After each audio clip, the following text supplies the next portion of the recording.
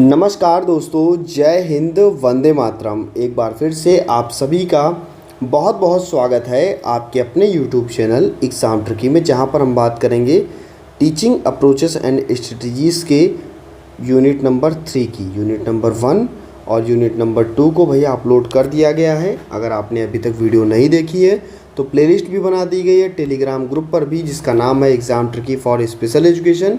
वहाँ पर भी वीडियो को शेयर कर दिया गया है, लिंक को शेयर कर दिया गया है, तो वहाँ से भी आप लोग पढ़ सकते हैं, देख सकते हैं। अब हम लोग बात करते हैं आपके यूनिट नंबर 3 की। और यूनिट नंबर 3 में क्या क्या कह रहा है, इसमें मेन है आपके ASD वाले बच्चे, यानी कि ऑटिज़म बच्चे। इनके लिए, इन बच्चों के लिए जो भी शिक्षण रणनीतियाँ हैं उनकी बात की जाएगी, शिक्षण रणनीतियों की बात की जाएगी आपके इस यूनिट 3 में। इसके अंतर्गत आपका यूनिट 3.1 है। 3.1 में जो भी संरचना है, ऐसे बच्चों के लिए संरचना और दृश्य समर्थन, जिसको हम लोग क्या कह सकते हैं, TEACCH, यानी कि टेक, TEACCH। और संरचित शिक्षण है, इसकी यहाँ पर बात की जाएगी। तो यहाँ पर हम लोग बात करते हैं टेक की। अगर टेक की फुल फॉर्म की बात करें, क्योंकि आपसे हो सकता है फुल फॉर्म पूछ दे आपके एग्ज़ाम में, तो आप लोग टेक की फुल फॉर्म क्या बताओगे? कहोगे treatment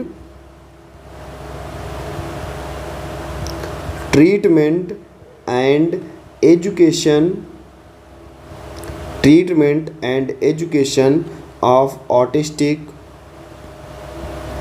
of autistic and related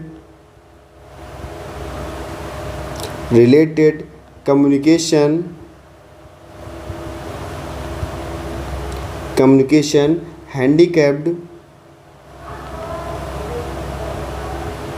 handicapped children. तो ये इसकी क्या होती है, फुल फॉर्म होती है treatment and education of autistic and related communication handicapped children. तो ये इसकी फुल फॉर्म है। आप लोग लिखेंगे तो आप लोग कह सकते हैं कि आपको पूरा नंबर मिलेगा। ये जो आपका मॉडिफाइड टेक है, ये ऑटिज़म बच्चों के लिए जो है उसका प्रयोग किया जाएगा। हम कह सकते हैं स्ट्रक्चर्ड टीचिंग डिवाइस, इसको हम लोग क्या बोलते हैं, स्ट्रक्चर टीचिंग डिवाइस, जो आपकी क्या है, आप कहोगे यही आपकी टेक है, treatment and education of autistic and related communication handicapped children. तो ये जो है वो ऑटिस्टिक और संचार दिव्यांग बच्चों का प्रशिक्षण और शिक्षण के लिए उनकी शिक्षण तकनीकियों का एक समूह है, जिसमें हम कह सकते हैं कि उन्हें, जो हमारे ऑटिज़म बच्चे हैं, इनको सेवाएं प्रदान की जाएं।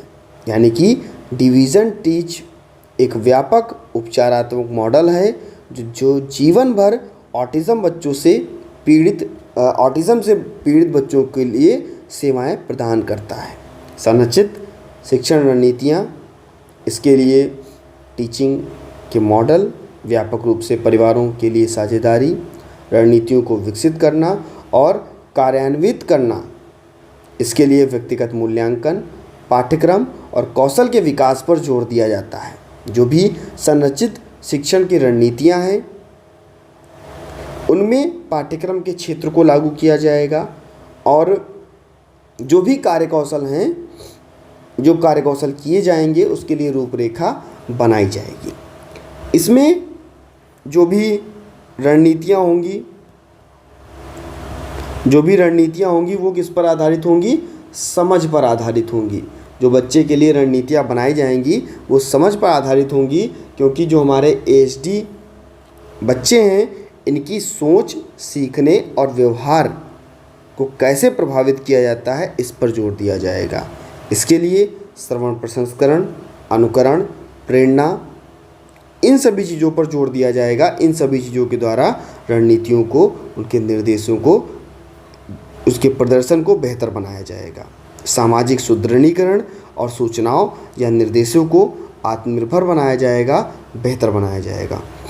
इसमें जो भी पिरामिड बनाया जाता है उसके उच्च स्तर पर जो विजुअल चीज़ें होती हैं, विजुअल स्ट्रक्चर जो होता है, उस मटेरियल को रखा जाता है, और निचले स्तर पर जो फिजिकल या भौतिक स्ट्रक्चर जो होता है उसको बना के रखा जाता है। बीच में क्या है, उसका शेड्यूल बनाया जाएगा, उसके बाद में वर्क सिस्टम बनाया जाएगा और रूटीन वगैरह जो हैं वो बनाई जाएगी। इसमें हम कह सकते हैं जो हमारे ऑटिज़म बच्चे हैं इनको ताकत में लाभ उठाने में मदद मिल सकता है, संरचना को बेहतर बनाया जा सकता है, इनकी दिनचर्या बेहतर बनाई जा सकती है, स्वतंत्र रूप से चीज़ों को बढ़ाने, कक्षा में निर्देशन और दृश्य या संरचनात्मक समर्थन को बेहतर बनाया जा सकता है। इसके लिए जो भी सामग्री है उसको व्यवस्थित किया जाएगा और एक दूसरे के प्रति जो भी चीज़ें आधारित हैं, जैसे सेटिंग हुई, पूर्वानुमान हुआ, लचीलापन हुआ, दिनचर्या में जो भी चीज़ें महत्वपूर्ण हैं उन चीज़ों को बेहतर बनाया जाएगा। इसके तहत कह सकते हैं कि विद्यालय की भौतिक संरचना, इस पर जोर दिया जाएगा, फिजिकल स्ट्रक्चर पर जोर दिया जाएगा। फिजिकल स्ट्रक्चर या शारीरिक संरचना शिक्षण की जो नींव है या सुनिश्चित करने में सहायक होती है कि अधिगम की कक्षा क्या है। उसके बाद में दृश्य कार्यक्रम को, जहाँ पर जो भी अनुसूची बनाई जाएगी, चिन्ह, शब्द, इनके द्वारा बनाई जाएगी, इसके उपयोग के माध्यम से, गतिविधियों के माध्यम से अवधारणाओं और घटनाओं को बेहतर बनाया जाएगा, इसको ध्यान में रखा जाएगा। और जो भी स्कूल की सेटिंग है, उसकी कार्यप्रणाली है, स्कूल की सेटिंग या कार्यप्रणाली जो है उस पर जोर दिया जाएगा। यानी कि हम कह सकते हैं एचडी जो छात्र हैं उनकी जानकारी, उनकी प्रति छात्रों के प्रति जानकारी देना, कक्षा में अपेक्षित वातावरण को बेहतर बनाना, दृश्य संरचना और छात्रों के लिए समझ, सहायता और उसके भौतिक दृश्य को जोड़ते हुए उसकी गतिविधियों को पूरा करना। तो ये सारी चीज़ें आपको यहाँ पर देखने को मिलेंगी। अब हम लोग बात करते हैं अपने नेक्स्ट यूनिट जो कि आपका 3.2 है, जहाँ पर बात की गई ABA की, अभी मैं इसकी सबकी फुल फॉर्म बताऊँगा, CBT की, और बात की गई VBA की। और तो ये आपके कह सकते हैं कि जो भी व्यवहार रणनीतियाँ हैं उनके दृष्टिकोणों की बात की गई, व्यवहार रणनीतियों के दृष्टिकोणों की बात की गई। और कौन से बच्चे? ऑटिज़म बच्चे। तो ABA की फुल फॉर्म क्या होती है? तो आप कहोगे applied behaviour analysis.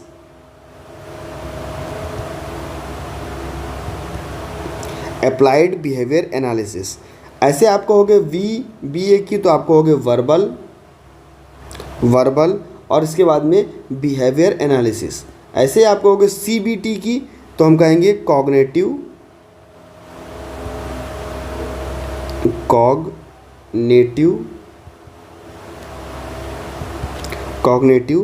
Behaviour therapy. तो इन चीज़ों के बारे में हम लोग बात करेंगे, क्योंकि हमारे जो ऑटिज़म बच्चे हैं इनमें हमें समस्या व्यवहार देखने को मिलता है। और जब समस्या व्यवहार देखने को मिलता है तो इनको हम क्या करते हैं, समस्या व्यवहार को कम करते हैं। समस्या व्यवहार बच्चा क्यों दिखाता है? हो सकता है बच्चा आपकी तरफ अपना ध्यान आकर्षित करना चाह रहा हो, या हो सकता है किसी वस्तु तक या गतिविधि तक पहुंचना चाह रहा हो, जो भी अवांछनीय कार्य है उनसे बचने के लिए और जो भी उनकी आवश्यकता है उनको पूरा करने के लिए। हम कह सकते हैं कि बच्चे में जो भी कठिनाई है, क्योंकि दिनचर्या में भी बच्चे में कठिनाई होती है। अगर बच्चे की दिनचर्या में कठिनाई है, बच्चा कैसा है, ऑटिज़म स्पेक्ट्रम डिसऑर्डर वाला है, तो उनके पूर्वानुमानित वातावरण को पसंद करना, दिनचर्या से परिचित कराना। अगर बच्चे परेशान हैं तो उन्हें उदाहरण के लिए या उदाहरण के तौर तरीक़ों से उन्हें बेहतर बनाना। संवेदी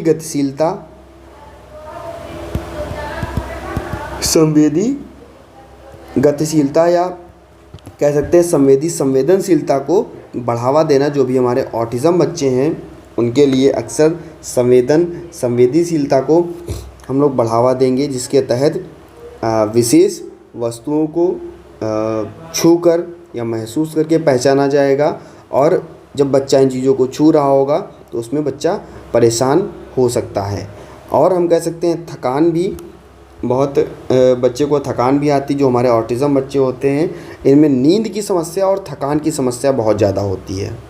बच्चे को अगर पर्याप्त गुणवत्ता नहीं मिल रही है तो बच्चे में जो भी उनका व्यवहार है, दिन का व्यवहार है, वो मुश्किल हो जाता है। बच्चे में बेचैनी भी होती है, इसकी तरफ हम कह सकते हैं बच्चा कपड़ा पहनने के खिलाफ़, या कह सकते हैं पैंट अगर गीली है या दूसरी अगर हम पैंट उसको पहना रहे हैं तो इन चीज़ों के प्रति उसको शामिल किया जा सकता है, जिससे कि उसके संपर्क को, उसके व्यवहार को और उसकी चिकित्सकीय स्थिति को बेहतर बनाया जा सकता है। ऐसे हम लोग कह सकते हैं ABA, यानी कि जिसको हम लोग अप्लाइड बिहेवियर एनालिसिस हमने आपको बताया था। अप्लाइड बिहेवियर एनालिसिस यह भी एक प्रकार की आपकी क्या है, चिकित्सकीय हस्तक्षेप सेवा है, जहाँ पर तकनीकों को सुदृढ़ीकृत किया जाएगा। इसके माध्यम से सामाजिक संचार और सीखने के कौशल, उसके सुधारों को बेहतर बनाया जाएगा। जो भी सामाजिक कौशल है, सीखने के कौशल हैं, इनको अनुकूलित व्यवहार के साथ में सुधार में बेहतर बनाया जाएगा। इसके लिए विशिष्ट कौशल जो हैं उस पर ध्यान केंद्रित किया जाएगा। इसमें बच्चे का मोटर कौशल, स्वच्छता, सौंदर्य, ये सारी चीज़ें जो हैं वो शामिल होंगी। कह सकते हैं ऑटिज़म व्यवहार चिकित्सा भी इसे कहेंगे, जिससे ABA घरों पर या क्लिनिकों में, दोनों जगह पर मनोवैज्ञानिक ढंग से बच्चों और वयस्कों दोनों के लिए प्रभावी ढंग से इसका उपयोग किया जा सकता है।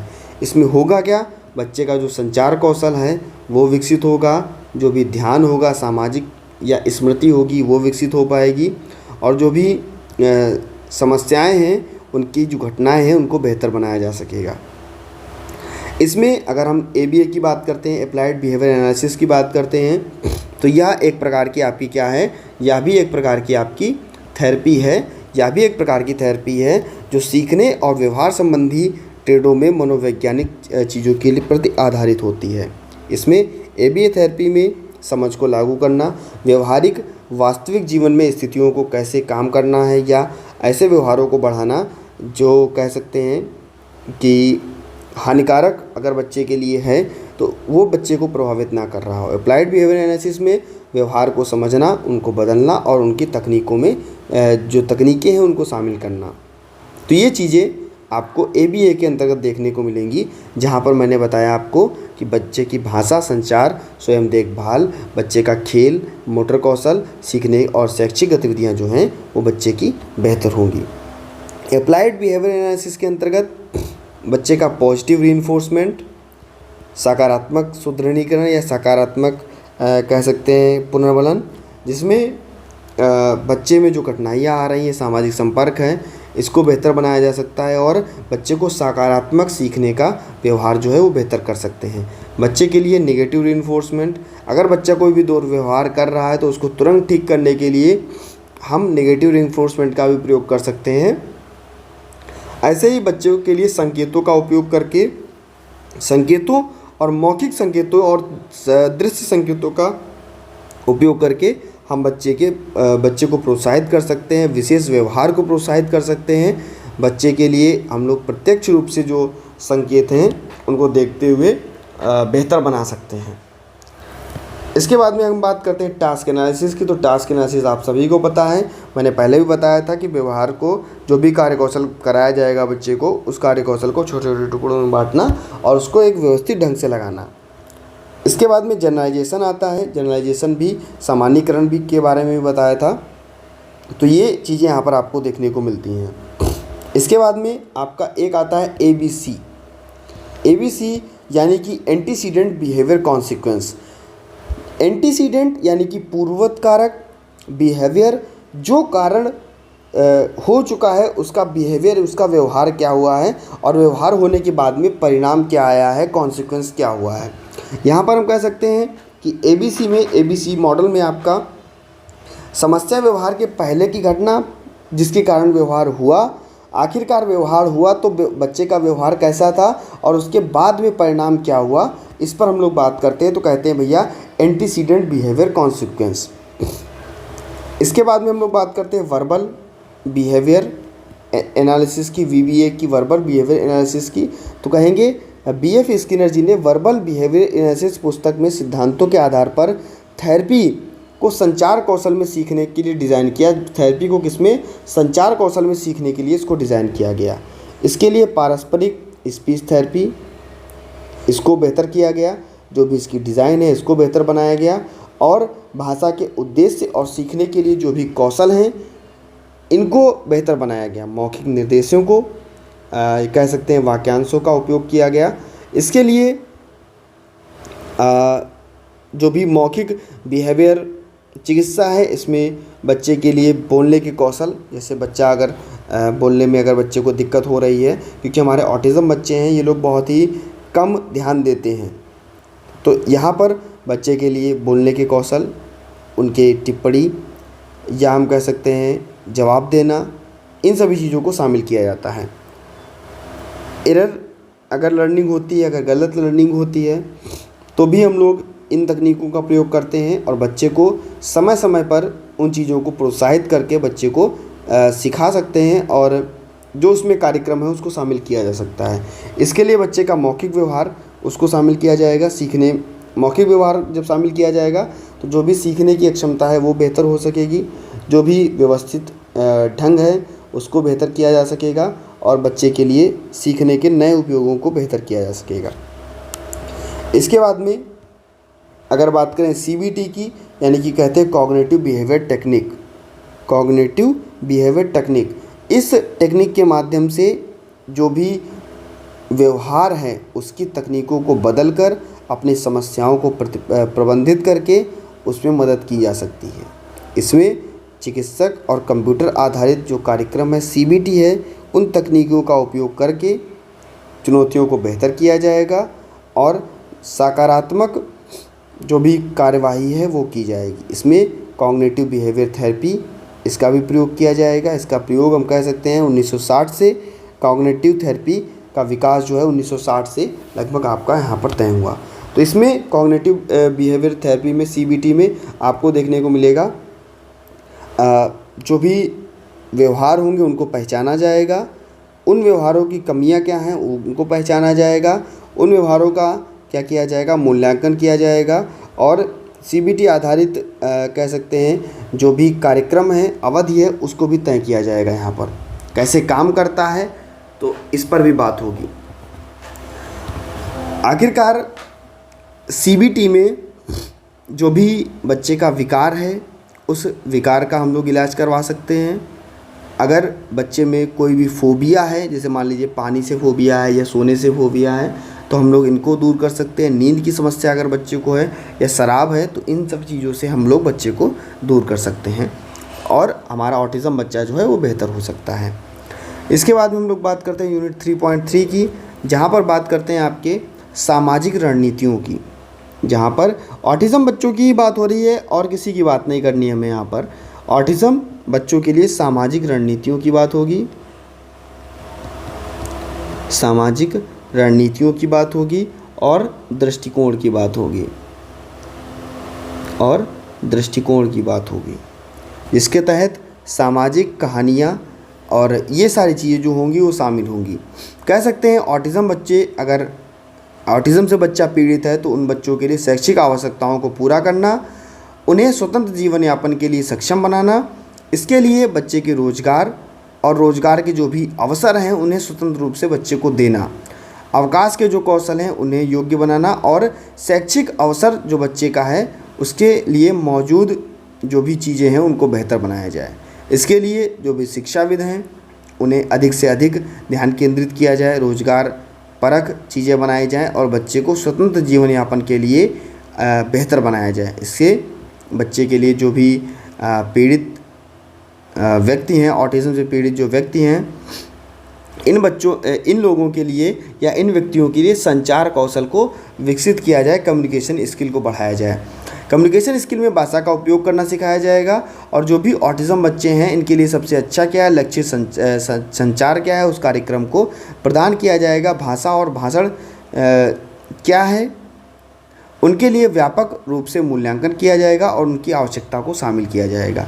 इस मूल्यांकन में व्यवहारिक भाषा कौशल या हम कह सकते हैं भाषा सामग्री, इसकी आवश्यकता होगी, जो आत्मकेंद्रित रूप से मूल्यांकन को बेहतर बना सकता है और निर्णय लेने में उसकी सहायता कर सकता है। इसमें जो भी संचार होगा उसका प्रशिक्षण दिया जाएगा। उसके लिए संकेत, छवियाँ और जो भी विश्वसनीय तरीका है उनको शामिल किया जाएगा। इसमें भोजन करना, खिलौने का प्रयोग करना, बाथरूम में चीज़ों का प्रयोग करना, ये सारी चीज़ें जो होती हैं वो शामिल की जाती हैं। बच्चों के लिए सामाजिक कौशल,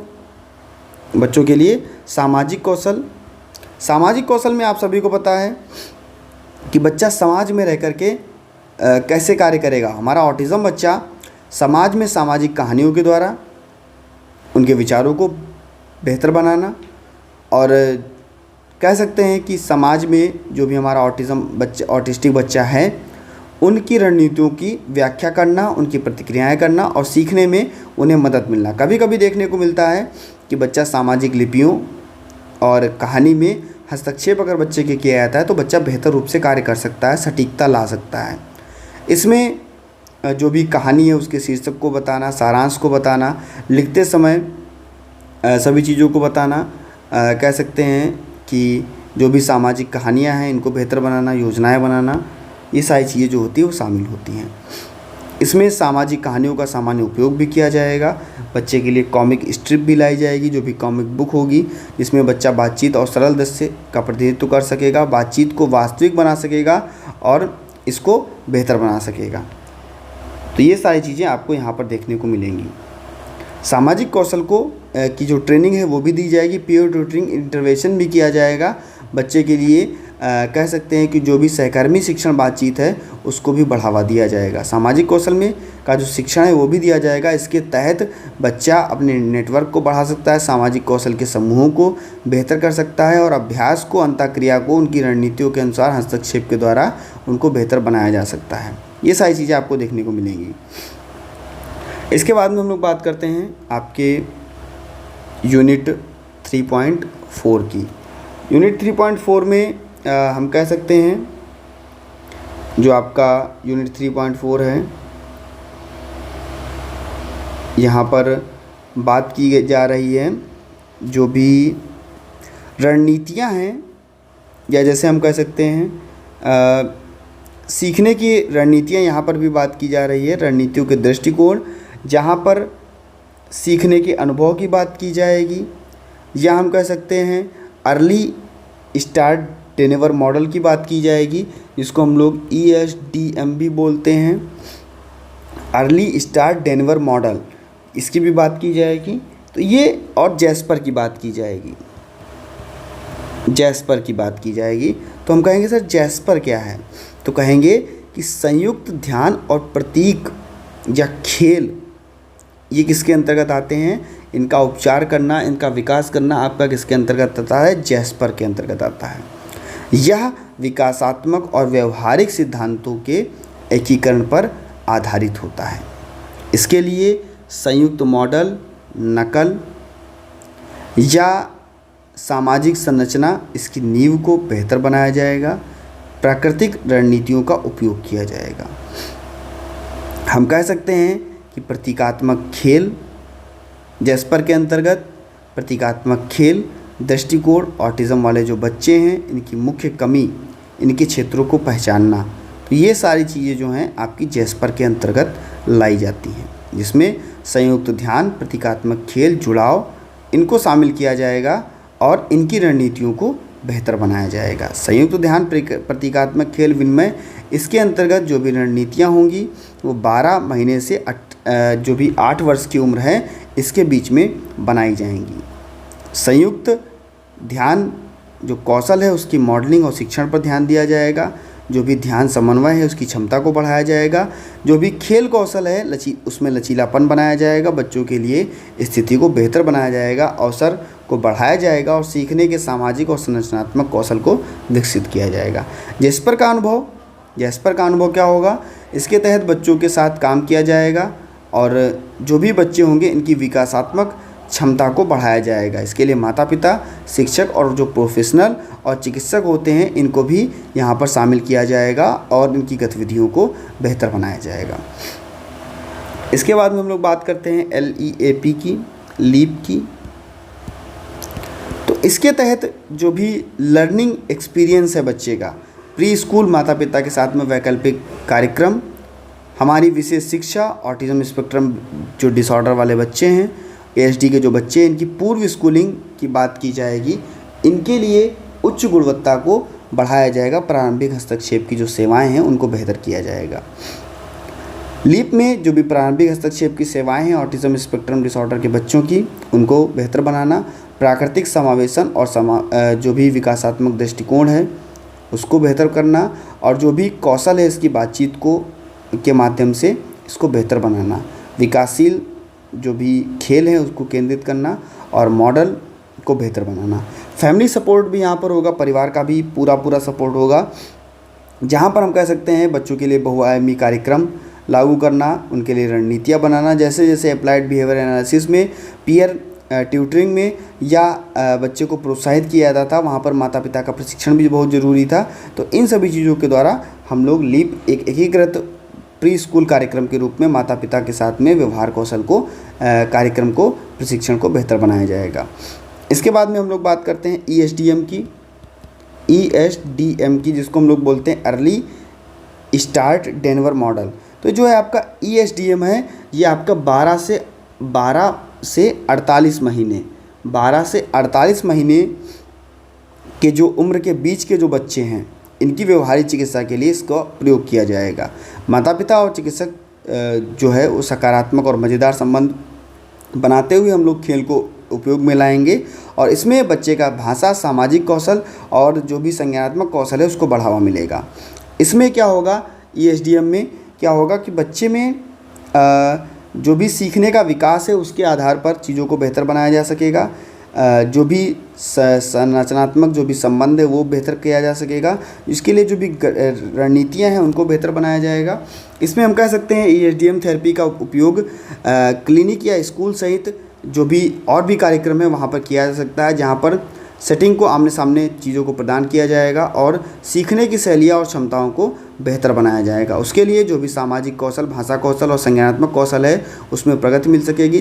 बच्चे के सीखने के जो महत्वपूर्ण कौशल हैं उनको बेहतर बनाया जा सकेगा। तो ये सारी चीज़ें आपकी कह सकते हैं ESDM के अंतर्गत आती हैं। इसके बाद में हम लोग बात करते हैं आपका यूनिट 3.5 के अंतर्गत आपका क्या क्या आएगा इस पर बात कर लेते हैं। यूनिट 3.5 में आपको पढ़ने को मिलेगा जो भी ASD ऑटिज्म स्पेक्ट्रम डिसऑर्डर से पीड़ित बच्चे हैं में सीखने और सिखाने के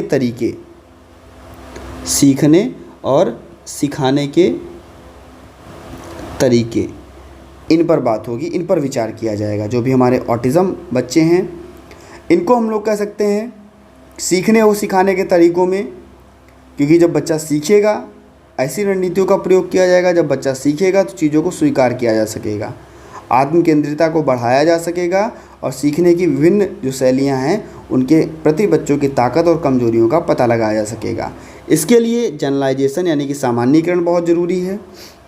बच्चे को हम लोग मूर्त से अमूर्त की ओर सिखाएंगे, यानी कि ऑटिज़म बच्चे को हम लोग जो भी कल्पना बच्चा कर रहा है उसकी अवधारणाओं को मूर्त से अमूर्त की ओर बेहतर बनाएंगे, जहाँ पर बच्चा ठोस चीज़ों को पहले सीखेगा और उनसे संबंधित चीज़ों को, अमूर्त सोच को बाद में अपना विकसित कर पाएगा। जो भी टीचर होगा उसका रोल यहाँ पर होगा, यानी कि जो हमारे ऑटिज़म बच्चे हैं अगर हमने इनकी रटने की प्रणाली पर जोर दिया तो ये चीज़ों को भूल जाएंगे। हमें इनकी समझ पर चीज़ों को, प्रणाली को बेहतर बनाना होगा जिससे कि ये कठिनाइयों की भरपाई कर सके और भाषा कौशल भी इनका विकसित हो सके। बच्चे का जो शाब्दिक समझ है उसको विकसित किया जा सकेगा। जो भी आपका कह सकते हैं बच्चे का जो ऑटिज़म अगर बच्चा है तो उसमें संचार और जो कह सकते हैं संचार का कौशल है वो स्पष्ट नहीं हो पाता। तो ऐसे कौशलों को स्पष्ट किया जाएगा और उन्हें बेहतर बनाया जाएगा। बच्चे के लिए पढ़ना, बच्चे के लिए रीडिंग, बच्चे के लिए पढ़ना